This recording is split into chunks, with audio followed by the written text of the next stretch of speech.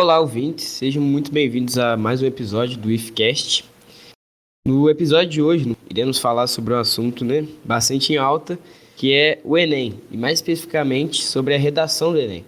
A gente trouxe como convidado nessa conversa o Valdir, que é professor de redação, e ele tem um curso maravilhoso também de redação.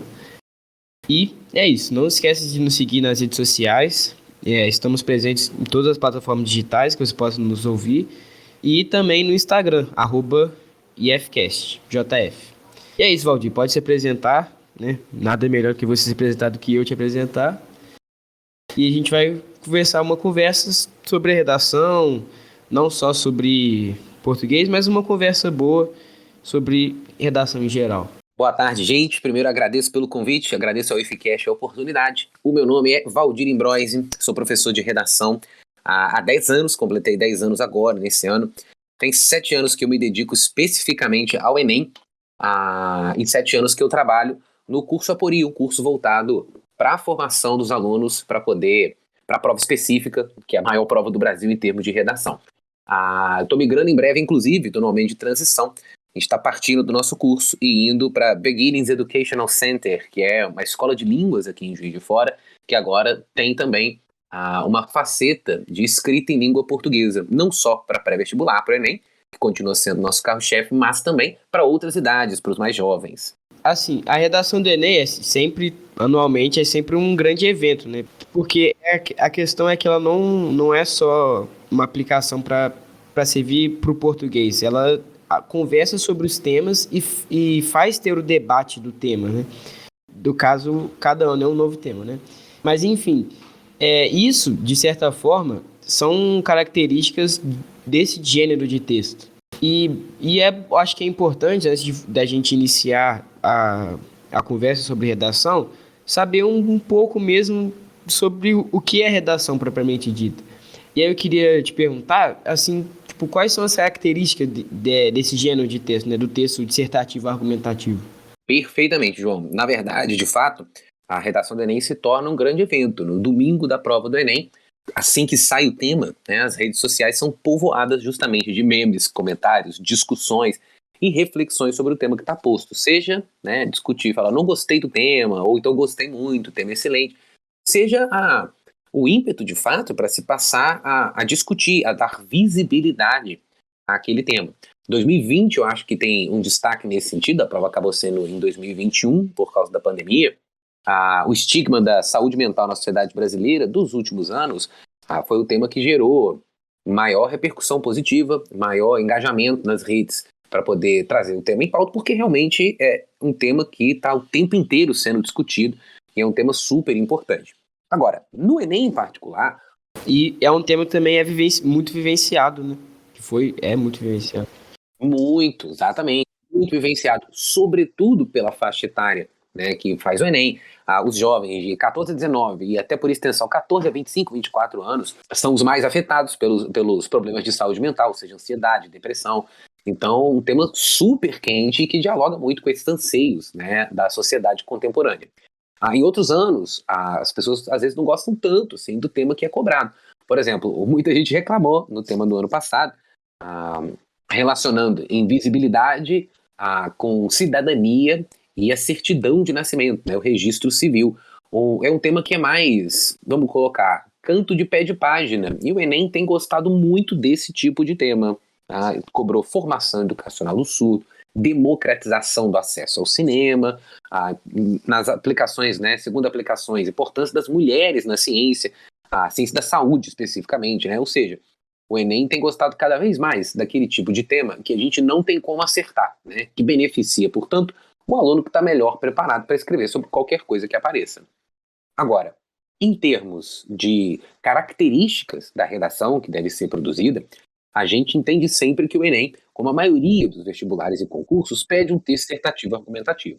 Ou seja, um texto que precisa de introdução, desenvolvimento e conclusão muito bem marcadas, que tem por evidente o desenvolvimento maior que as outras partes do texto, são 2 parágrafos tipicamente de desenvolvimento, e um para introdução e um para conclusão, em que se estabelece uma tese, um projeto a ser defendido, e se utilizam argumentos para defender o seu ponto de vista. A diferença específica da redação do Enem é que ela demanda que os alunos formulem uma intervenção, ou seja, que eles formulem uma forma de resolver os problemas que são colocados no texto. Tá? Então, por exemplo, num tema sobre estigma da saúde mental, você vai chegar ao final e propor formas de ampliar o tratamento, de reduzir o preconceito contra aqueles que possuem esse tipo de enfermidade, etc, etc. Sim, perfeitamente. E assim, para além disso, o fato desse vestibular, né, do Enem, ele é característico também por ser muito maçante, né? Muito grande. Então, tipo, primeiramente, né, já são 2 dias de prova, são 90 questões, questões que tem muito texto, né? Você tem que ler muito.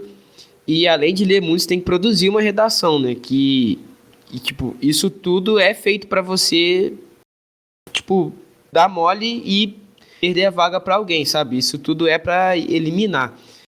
E dentro disso, eu queria perguntar assim para você, até que tem mais experiência que eu, né? De conselhos ou dicas de como escrever bem, mas assim, não o conselho que eu quero não é tipo do português, do argumento, mas como fazer uma boa prova, sabe? Fazer uma boa redação na hora ali. Ó, eu fiz o Enem 7 anos seguidos para sentir o clima, para poder experimentar como é que é e para poder fazer minha redação também, ver como que a banca, né, iria me avaliar, como que o texto do professor se tá funcionando, se não tá funcionando, né.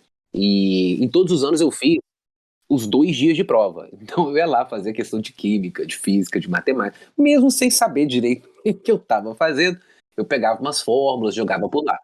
Então, em todos os casos, no caso da prova de matemática e ciência da natureza, e no caso da nossa prova, que é humanidades, linguagens e a redação, é muito cansativo e são muitas questões. O exame assume essa prerrogativa porque é preciso um volume grande de questões para poder aplicar o TRI, que é a pontuação específica das questões com base no seu grau de dificuldade, ou seja, no acerto médio, né, das pessoas. Então eu preciso de um volume maior de questões para poder aplicar essa fórmula. É discutível se essa é a melhor maneira ou não, né, de se fazer a avaliação, o TRI em si mesmo, mas é importante levar em consideração que ele é usado também em vários exames internacionais, então não é uma coisa que inventou-se especificamente para o Enem. O resultado prático é que realmente o aluno fica muito cansado. E eu acho que uma mudança importante que aconteceu, se eu não me engano, foi em 2017, talvez um pouco depois, foi tirar matemática e natureza do mesmo dia da redação, porque são provas tradicionalmente mais robustas, mais difíceis, e o aluno ficava maluco, tendo que fazer, né, essas provas junto com a redação, que vale 22, 23% da nota. Como que eu acho que é a melhor maneira de a gente produzir, né, uma boa prova como um todo, levando em conta todas essas variáveis? Eu sempre sugiro que o aluno comece pela redação. Por quê? Porque a redação, se você não consegue terminar, você vai ser destruído na sua nota. Se falta um parágrafo inteiro, vai perder 80 pontos de C3, vai perder toda a pontuação do C5, enfim, você vai perder uma quantidade inacreditável de pontos. E se você acaba tendo que chutar 3 questões de português, os pontos que você vai perder nas questões que você teve que chutar, sem dúvida, não vão ser tão determinantes para a sua nota final quanto se você deixar de fazer um pedaço inteiro da sua redação. Portanto, eu recomendo começar por ela. Tem alunos que não gostam de começar pela redação, mas todos eles olham a redação primeiro, porque aí ficam encaminholando nas ideias o que eles podem fazer, pensando já que tipo de argumento, que tipo de caminho que eles podem seguir. Via de regra, é muito importante pular as questões que se acham difíceis ou que estão dando muito trabalho. Sobretudo, eu vou chamar de minha prova, tá? Que é a prova de redação, linguagens e humanidades. Sobretudo nessa minha prova, por quê? Porque quando você vai para ela, você começa a ler, por exemplo, uma questão de português, em que tem um artista que está numa praça, que constrói não sei o quê, e que faz uma imagem, e papapá, e aí vem uma questão super difícil de arte contemporânea. E aí você fica ali perdendo um tempão naquela questão, e depois fala assim, vou pular e vou deixar para depois. Bateu o olho, é difícil. Bateu o olho, essa matéria eu sou mais fraco, pula. Por quê? Porque é preciso conseguir acertar, fazer o máximo possível para convertê-las. Então, se a questão é difícil, é justamente ela que tem que ser pulada. O que a gente não pode deixar acontecer é que as questões fáceis fiquem para trás. Eu acho que você fica com mais autoestima também, porque isso acontece muito comigo.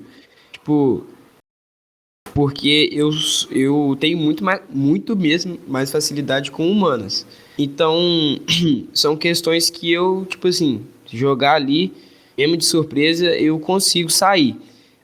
Mas em algumas de exatas, eu, tipo, por exemplo, química, eu sei muito pouco da base mesmo, então eu não consigo desenvolver, sabe? Uma coisa que eu tô melhorando com o tempo. Só que, às vezes, tipo, quando eu entrei na prova do IF, eu fiquei muito assim, porque eu fiquei, tipo, muito preocupado com as que eu não estava conseguindo fazer. E é uma coisa que eu não ia aprender, tipo, eu não ia aprender química na hora da prova, sabe? Eu devia só fazer o meu máximo e focar nas que eu consigo. E até você entender isso faz total diferença no seu dia de prova, porque você, tipo, fica, sabe? Não vai com tanta expectativa, não te frustra você não conseguir fazer certa questão. Você entende o jogo da prova ali e vai para cima. Perfeitamente, totalmente de acordo. E mais, eu acho que no Enem ainda tem a seguinte questão: ninguém acerta todas. Na história, desde que o Enem começou, ninguém fez 45 em linguagens. Já fizeram em humanas, já fizeram em natureza, já fizeram em matemática, mas são raríssimos. Quando alguém faz 45, sai no jornal, enfim. É uma pequena festa. Mas não vão fazer todas. Então vamos pular as que são difíceis e vamos fazer todas que for possível. E uma coisa também, né? Porque, assim, é engraçado para quem não faz, mas tem. O que acaba tendo muito depois na internet é muito aqueles memes, sabe? De alguns absurdos na redação. Tipo, eu já vi pessoal que escreve, tipo, receita de miojo, ou então que faz 25 linhas, ou que, sabe, que faz umas gracinhas assim. De fora, você pode até usar de exemplo, né? Mas assim, agora quem for fazer, é bom saber, tipo, quais são os absurdos, assim, que nunca devem ser cometidos. Perfeito. Eu vou começar por um que não parece. Por um conjunto que não parece bobeira, não parece absurdo, mas você vai zerar se você fizer, tá? Se você fizer qualquer desenho na prova, é zero. Ah, mas eu fiz só um emoji sorrindo. Zero. Acabou. Qualquer coisa. Uma estrelinha. Zero. É uma loucura, né? O Enem considera, na sua hierarquia de correção, como parte desconectada. Então já era. É zero imediatamente, tá? Quando você manda um recado para o corretor. Então tem gente que termina a prova assim: ô corretor, por favor, pegue e lê zero. Imediatamente. E aí, especificamente com relação a esses dois casos que você citou, João, que são casos históricos do Enem, um aluno que no meio do texto escreveu: para não ficar monótono, eu vou te ensinar uma receita. Ele escreve a receita de miojo, e no mesmo ano um aluno que engata o hino do Palmeiras. Um, se eu não me engano, tirou 400 e qualquer coisa, e o outro 560. E eu argumento, inclusive, em favor dessas notas, porque como não havia um critério específico para lidar com essas questões, não seria justo dar zero para o aluno. Tá? Seria inventar um critério, né, para poder atribuir ao aluno naquele momento. A partir do ano em que isso aconteceu, se estabeleceu que qualquer forma de deboche, né, qualquer forma de zombar do exame, também passa a ser penalizado com zero. E acho que mais um ponto, tá, para poder encerrar os fatores que podem destruir o seu texto. Se você propõe uma solução que desrespeite os direitos humanos, você não tira zero na redação inteira, não, mas tira zero na intervenção e perde pontos no texto como um todo. Então, se você chega lá e você fala: não, vamos mandar fechar os canais de televisão, vamos censurar a mídia, você vai tomar zero na intervenção.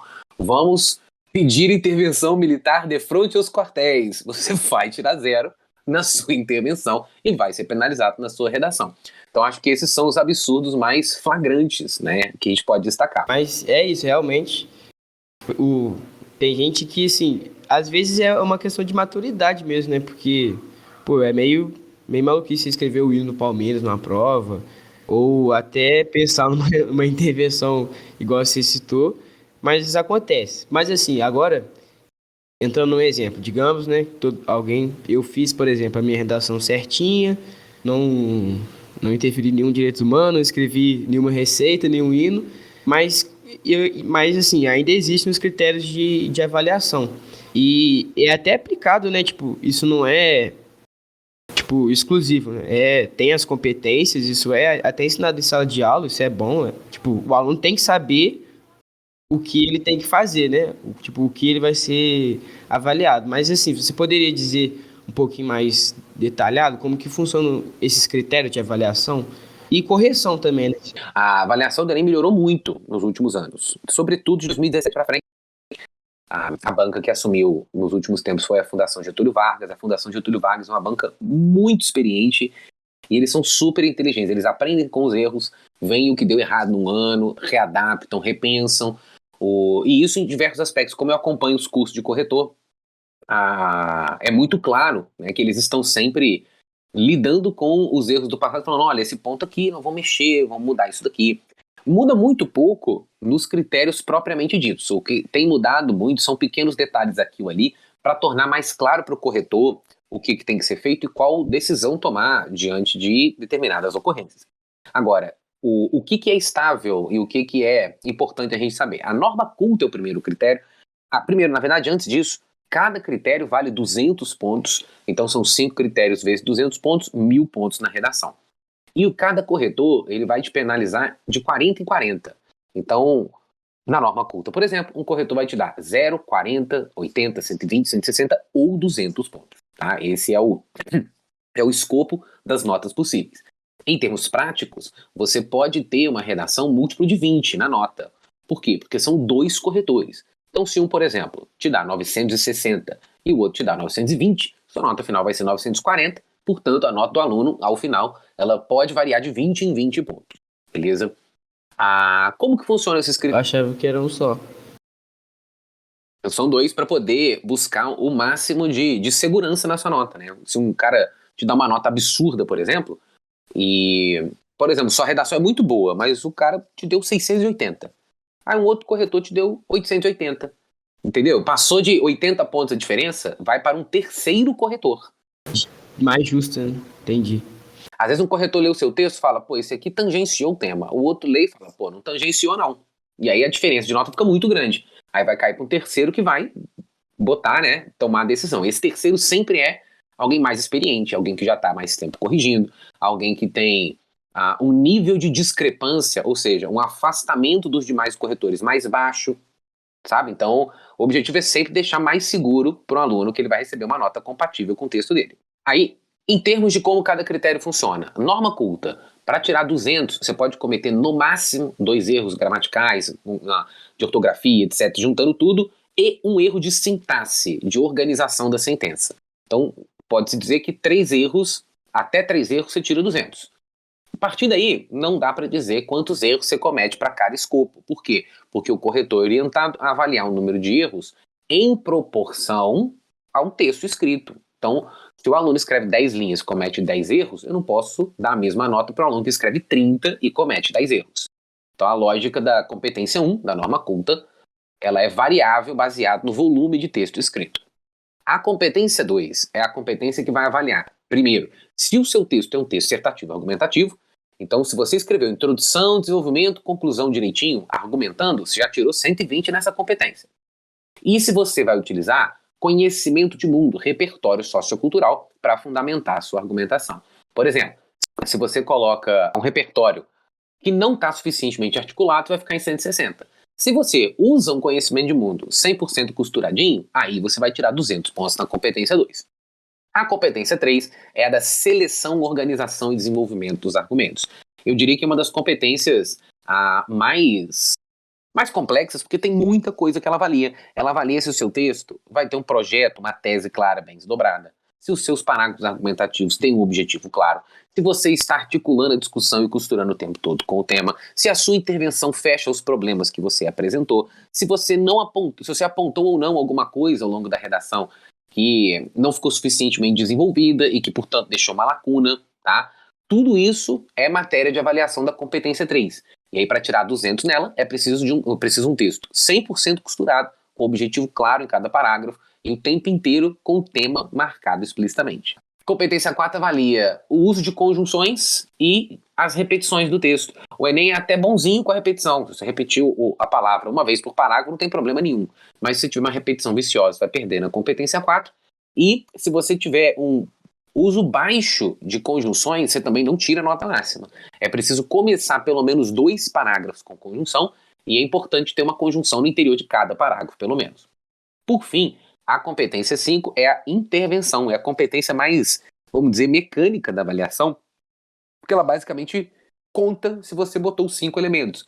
Um agente, uma ação, um meio, um modo, um efeito e um detalhamento. Tá? Cada um desses vale 40 pontos, então é bem matemática mesmo essa avaliação. O que eu penso, né, que mesmo sendo uma correção que ela deve ser com bastante critério, ao mesmo tempo ela avalia muito o que você fez, não o que você deixou de fazer.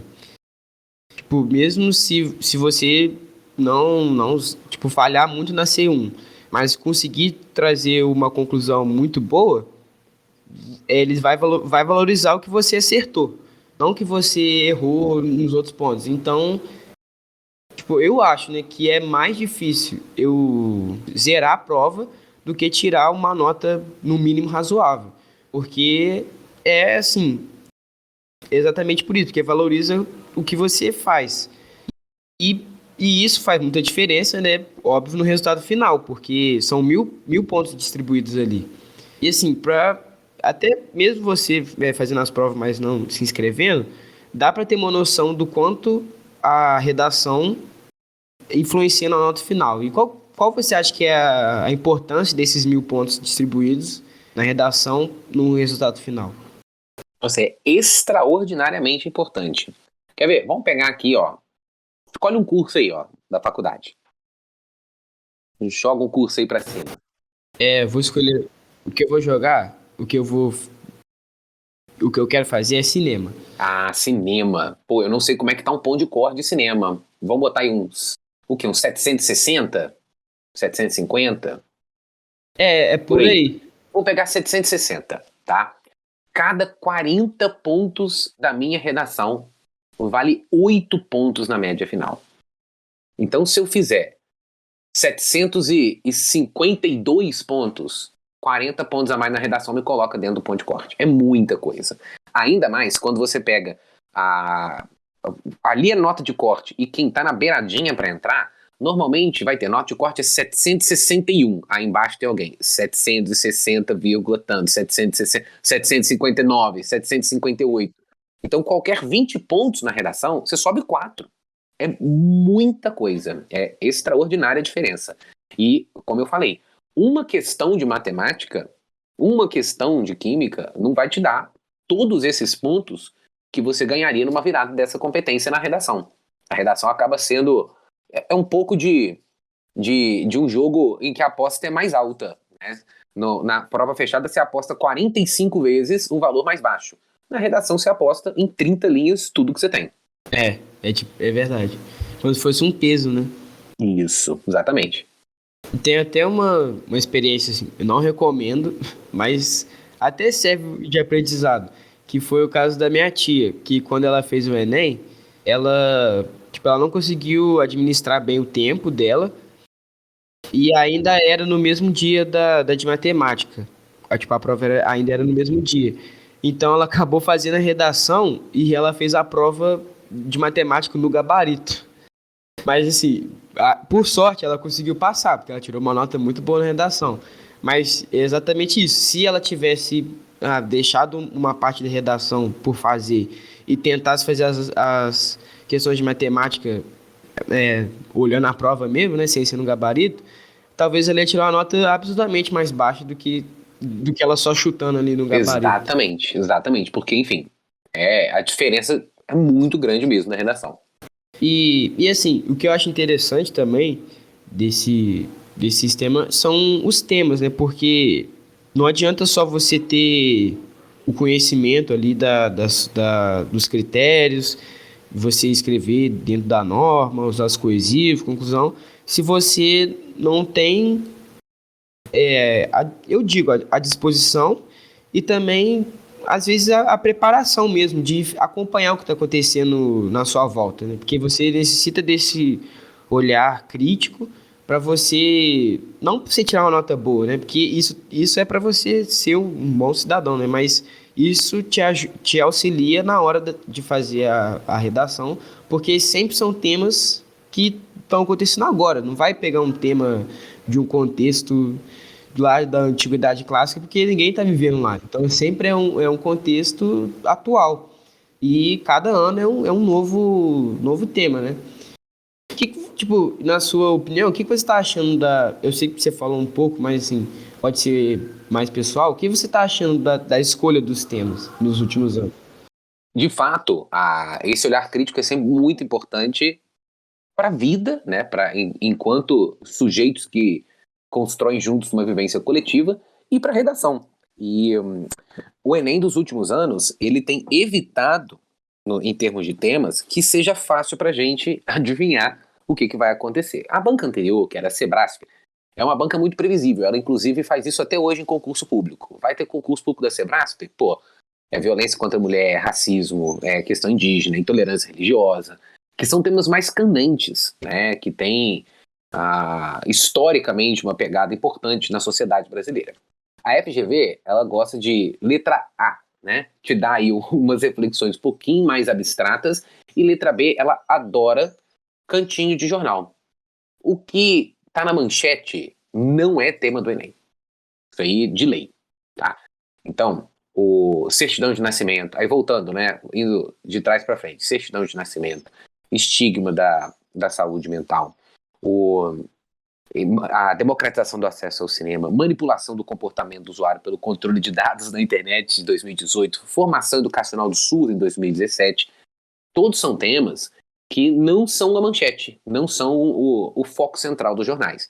E o Enem faz isso justamente para que a gente não afete o tema. Por isso que já há anos que eu falo que não faz o menor sentido a gente ficar lutando assim, o que será que vai cair no Enem? Nós não vamos saber. O fundamental é a gente ter um conjunto de conhecimentos de mundo, como você mesmo falou, e domínio da estrutura. E aí, eu gosto disso, porque isso beneficia o aluno que sabe o que está fazendo, beneficia o aluno que tem o conhecimento da estrutura, beneficia o aluno que acumulou um repertório bacana para fazer a prova, e não o aluno que deu a sorte de bater ali na véspera, né, exatamente no tema, enfim, de pegar ou de ver uma redação modelo, levar a redação modelo do tema, os alunos que se preparam só para os temas mais quentes. A questão é escrever e acumular conhecimento, entender a estrutura. Não tem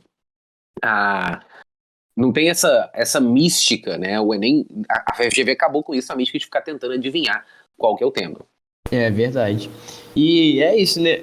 Tipo, isso acaba entrando também da questão que a gente até passou um pouquinho, né? Agora podemos passar mais a fundo, que é além de você escrever bem, que eu digo assim, com um português correto e também coeso, né, no seu argumento, é muito importante que você tenha o conhecimento cultural, né? E você pode usar isso de ferramenta para ganhar pontos no caso que são os repertórios, né? E assim, na sua opinião, eu sei que é meio óbvio, mas assim, o quanto isso faz diferença numa redação? Ter uma citação, ter um repertório?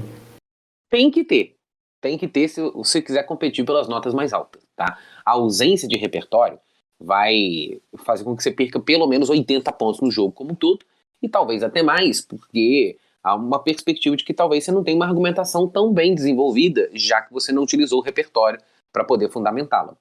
Eu acho que é o canal é que a gente tenha conhecimentos diversificados e possua um conjunto de repertórios aplicáveis às áreas diversas do conhecimento. Por exemplo, todo ano a gente fica com medo de cair alguma coisa de internet, medo assim, na expectativa de cair algo de internet. Então você não pode ir para a prova sem ter um repertório de internet. Pode cair alguma coisa relacionada a acesso a direitos, como caiu no ano passado, como caiu em 2017. Você tem que ter repertório para poder falar sobre a questão dos direitos. E isso é muito útil porque, para além de você fundamentar o seu texto, te deixa muito seguro na hora de bater o olho na prova. Um exemplo que eu poderia dar seria, quer ver? Eu vou pegar 2018, manipulação do comportamento do usuário pelo controle de dados na internet. Eu fiz a prova nesse ano também. Os meus alunos, praticamente todos, usaram Manuel Castells na prova, que é um teórico que define o que é a era digital. Um momento em que passa a ser imprescindível a internet, em que a gente não consegue passar, não consegue viver sem ela, e por conta disso, ela acaba inclusive ampliando abismos entre quem é pobre e quem é rico, porque a pessoa que não tem acesso à rede vai ter muito menos oportunidades do que aqueles que dominam, tá, já essa tecnologia. E contrastando os textos, eu sempre colho, né? Acaba a prova, os alunos me mandam texto, mandam rascunho, me avisam o que eles fizeram. E é impressionante porque muitos repertórios eles atravessam esses diversos temas, não porque a gente trabalhou especificamente o tema que caiu, mas porque o natural é justamente isso. Caiu um tema de cultura. Pô, vai bater na sua cabeça os repertórios que você tem especificamente relacionados à cultura. Então, por exemplo, 2019 foi o último ano que eu fiz a prova. 2019 teve aluno que usou exatamente os mesmos argumentos que eu. Eu usei indústria cultural do Adorno Horkheimer e eu usei a Milton Santos, a relação centro-periferia, já que um texto motivador dizia que nas áreas periféricas, cidades menores, os cinemas estavam fechando. Então teve aluno que fez exatamente a mesma coisa. A gente não fez democratização do acesso ao cinema em sala de aula, mas todo mundo compartilhava de um conjunto de conhecimentos que nos habilitava a produzir um texto sobre esse tema. Realmente, né? É mais fácil você estar preparado do que até decorar, né? Porque esse que é o ponto. Tipo, obviamente vocês não combinaram de usar o mesmo argumento, mas os dois estavam com a preparação para ser capaz de usar os argumentos que vocês usaram. Então, esse que é importante, né? Isso. Exatamente isso. E assim, tipo, agora dizendo para combinar com a pergunta anterior, qual é a forma mais eficiente e mais correta no termo de escrita mesmo para você usar o repertório? Tipo, às vezes tem muito isso, né? Tem que colocar aspas, tem que escrever de tal jeito, sabe? Se você puder dizer. O Enem ignora aspas. Você não precisa botar aspas em lugar nenhum no Enem, tá? Mas citação tem que colocar? No Enem, não. Tá? Muito embora, na vida, a gente vai colocar sempre aspas, citação direta, enfim. Mas a maneira de usar o repertório fundamental é, primeiro, explicar o repertório. Mas o corretor sabe. Não importa se ele sabe ou não. Você tem que tratar o corretor como se ele não conhecesse os repertórios. Então tem que explicar de que se trata. Esse é o primeiro e mais importante aspecto. O segundo, eu tenho que articular explicitamente ao tema. Então, sei lá, quer escolher um tema aí pra gente fazer uma breve experiência? Pior que eu só consigo pensar em uns parecidos. É difícil, né, pensar um tema assim do nada, né? Acho que podia ser. Eu até tava conversando disso hoje com a professora de sociologia, que é. Eu não sei como poderia dizer isso numa frase de um tema, mas é tipo assim: a diferença entre os direitos que tem na Constituição e a vida real. Tipo, eu não sei como seria uma frase boa, mas a gente tava conversando Pronto, disso. perfeito. A diferença, por exemplo, da cidadania formal no papel, né? A cidadania efetiva, alguma coisa mais ou menos nesse aspecto. Então, vou fazer o seguinte, eu vou pegar um repertório, e eu poderia pegar um repertório exatamente sobre isso, mas aí vai ficar fácil demais, então vou pegar um repertório um pouquinho mais afastado.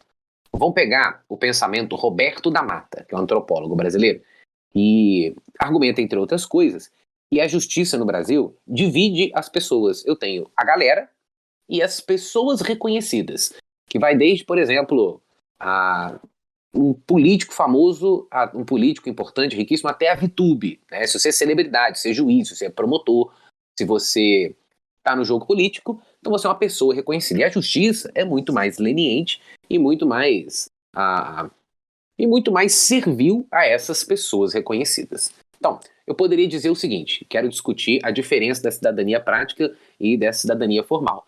Eu posso argumentar que a população pobre não tem acesso a todos os direitos diferente da população rica, que são as pessoas reconhecidas. Nesse caso, vou ter que dizer, nesse sentido, tal termo é utilizado pelo antropólogo Roberto da Mata para se referir a membros do corpo político ou altos cargos do funcionalismo que são entendidos como um grupo de elite no interior da sociedade e são melhor atendidos pela justiça. Expliquei. Aí eu tenho que dizer, por isso, tais indivíduos vão gozar da sua cidadania plena, enquanto aqueles que são mais pobres ficam apenas, né, com a ideia formal de cidadania, sem a sua efetivação prática. Então, de novo, é preciso explicar e é preciso explicitamente articular com o tema colocado. Nossa, perfeito. E é isso mesmo, isso faz muita diferença. Eu aprendi isso esse ano, que é eu tô treinando redação com a Patrícia, né? Que ela é minha professora de português. Então, às vezes eu escrevo uma coisa que eu sei que ela vai entender, porque ela é minha professora e eu sou aluno dela. Mas eu não posso tratar ela como se ela fosse me entender. Isso faz muita diferença mesmo na hora de você. Tipo, você vai acabando. É o mesmo conteúdo, mas o jeito que você escreve que é o diferencial. Porque eu não posso pensar que vai ser uma Patrícia que vai corrigir minha redação, entendeu? E mesmo se fosse ela, tipo, eu tenho que apresentar meu argumento como se alguém que nunca leu sobre isso fosse ver. Exatamente isso. Exatamente isso. E é muito interessante isso. É um exercício. Não é difícil, é questão de prática, né? Tipo, acho que tudo é possível se você praticar bastante, né? Inclusive, Sim, redação do Enem é 100% prática. exatamente, eu ia dizer isso. Que quanto mais você escreve corrigindo, né? Mais melhor você se desempenha. E é bom, puxando um gancho, aproveitando, né, nessa questão de prática, pô, eu queria abrir um espaço aqui no programa para você divulgar o seu curso, né? Que, tipo, sinceramente, desde o dia. Eu lembro o dia que você veio aqui no Instituto fazer uma palestra, até com convite junto à Patrícia também.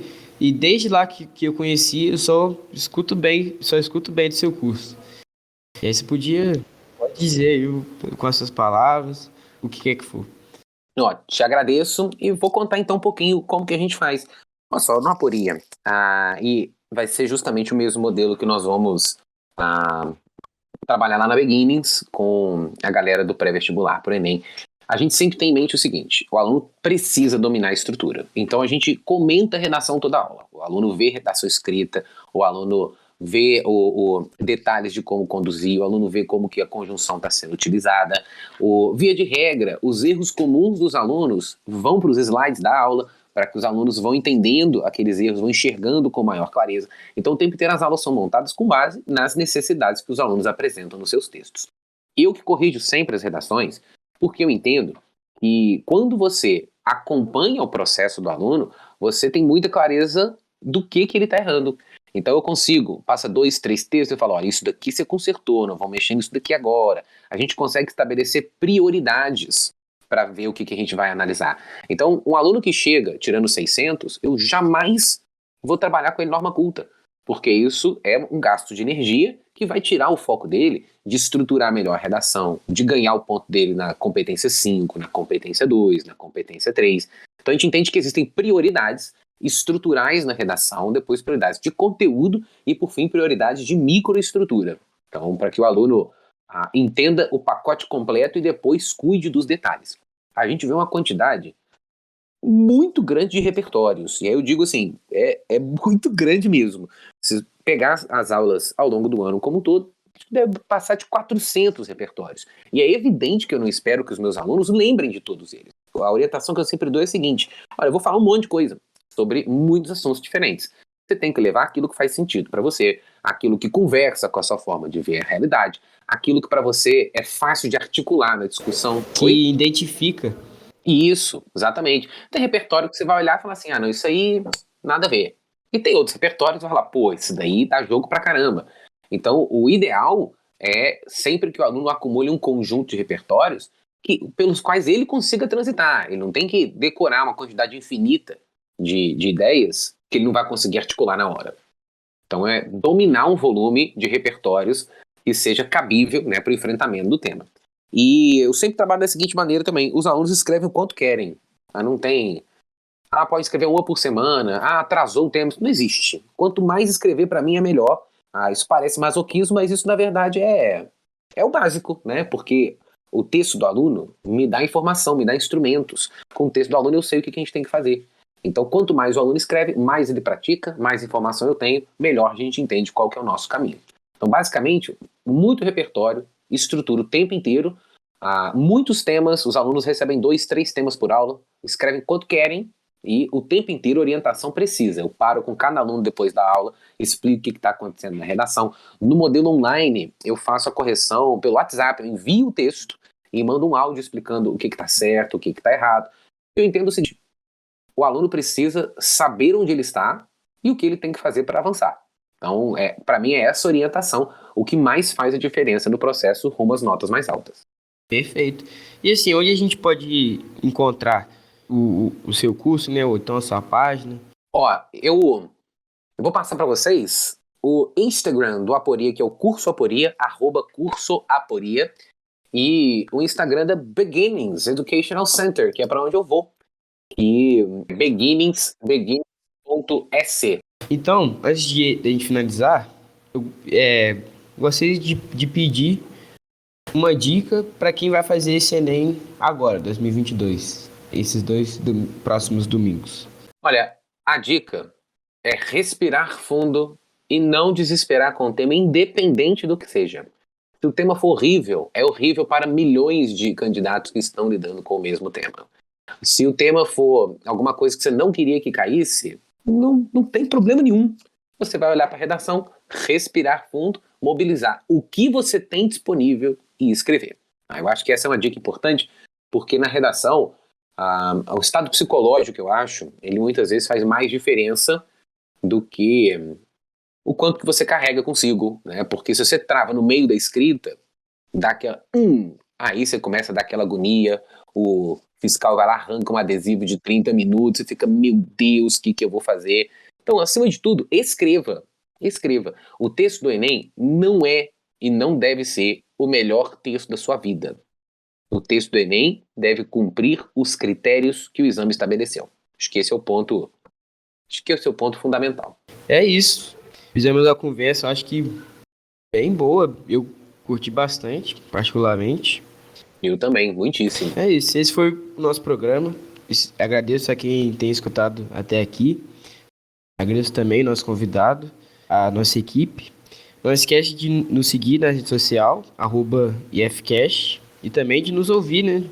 Estamos disponíveis no YouTube, Spotify, etc. E também de procurar o curso do Valdir, caso você ficou interessado. Tanto a Aporia, tanto o próximo que ele vai seguir, né? Fica aí o convite e também a recomendação, porque acabamos de ouvir, eu acho que sim, se você ouvir esse programa e achar que não é uma boa opção fazer o curso dele, alguma coisa está errada. Pode ouvir de novo, que com certeza vai mudar sua opinião. Te agradeço, João. É isso. Muito obrigado.